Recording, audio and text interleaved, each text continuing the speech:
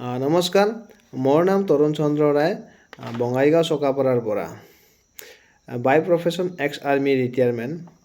আৰু ৰিটায়াৰমেণ্ট হোৱাৰ পিছত মই এটা সংস্থাৰ লগত জড়িত হৈ কাম কৰি আছোঁ, যিটো সংস্থাৰ মিছন হৈছে হেল্ডি ইণ্ডিয়া ৱেল্ডি ইণ্ডিয়া, মানে স্বচ্ছ ভাৰত সমৃদ্ধ ভাৰত। আমি এই সংস্থাৰ জৰিয়তে মানুহৰ ঘৰে ঘৰে গৈ মানুহক স্বাস্থ্যৰ বিষয়ে জনাওঁ, লগতে লাইফষ্টাইল ডিজিজৰ ওপৰত কথা কওঁ। ডিজিজ মানে হ'ল বেমাৰ, আৰু যেতিয়াই মানুহৰ কাণত বেমাৰ শব্দ শুনিবলৈ পায়, তেতিয়াই মানুহৰ মনত প্ৰশ্ন হয় যে বেমাৰৰ বিষয়ে ক'ব আহিছা, তাৰমানে আপুনি ডক্তৰ বা কোনোবা মেডিকেল ছেক্টৰৰ মানুহ। কিন্তু মোৰ প্ৰফেশ্যন আগতে আপোনালোকক কৈছোঁ যে মই এজন এক্স আৰ্মি ৰিটায়াৰমেণ্ট, আৰু আমি যিটো বিষয়ত মানুহৰ কথা কওঁ তাত কাকো কোনো ডক্তৰ হোৱাৰ প্ৰয়োজন নাই। কিয়? কাৰণ বেমাৰ দুই ধৰণৰ। এটা হ'ল ভাইৰাছ এফেক্টেড বেমাৰ, যিটো কীটাণু বীজাণুৰ পৰা হয়, আৰু তাত ডক্তৰ আৰু মেডিচিনে কাম কৰে, তাত আমাৰ ক'বলগীয়া একো নাই। আৰু দ্বিতীয় বেমাৰটো হৈছে লাইফষ্টাইল ডিজিজ, মানে আমি জীৱনত ভুল খাদ্যবোৰ, ভেজাল খাদ্যবোৰ খোৱাৰ ফলত যিবিলাক আমাৰ শৰীৰত সমস্যা হয়, তাকে লাইফষ্টাইল ডিজিজ বুলি কোৱা হয়।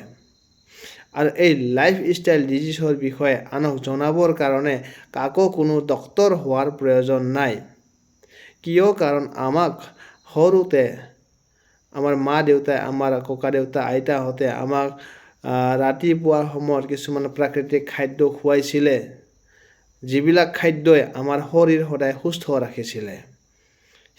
আমাৰ মা দেউতা বা ককা দেউতাহঁত কোনো ডক্তৰ নাছিলে, কিন্তু সিহঁতে আমাৰ স্বাস্থ্য ভালে থাকিবৰ কাৰণে কি খাব লাগে সিহঁতে জানিছিল। ঠিক সেইধৰণে আমিও এই সংস্থাৰ জৰিয়তে এইটো কামেই কৰি আছোঁ।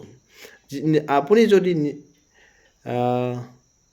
ভাল লাগে বা আপুনি যদি মান্তি হয়, তেন্তে নিশ্চয় আমাৰ লগত জড়িত হৈ এবাৰ এই সংস্থাৰ লগত কাম কৰি প্ৰমাণ চাওক, আৰু ইয়াৰ পৰা আপুনি এটা বহুত ডাঙৰ ইনকাম কৰিব পাৰে, উপাৰ্জন কৰিব পাৰে, যিটো উপাৰ্জনে আপোনাৰ আৰু আপোনাৰ পৰিয়ালৰ পুৰা লাইফষ্টাইল পৰিৱৰ্তন কৰি দিব পাৰিব।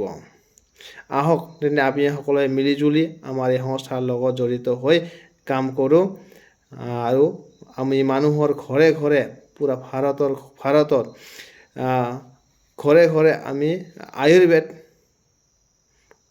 আয়ুৰ্বেদ ব্যৱহাৰ কৰাৰ কাৰণে আমি এটা পৰামৰ্শ দিওঁ। ধন্যবাদ।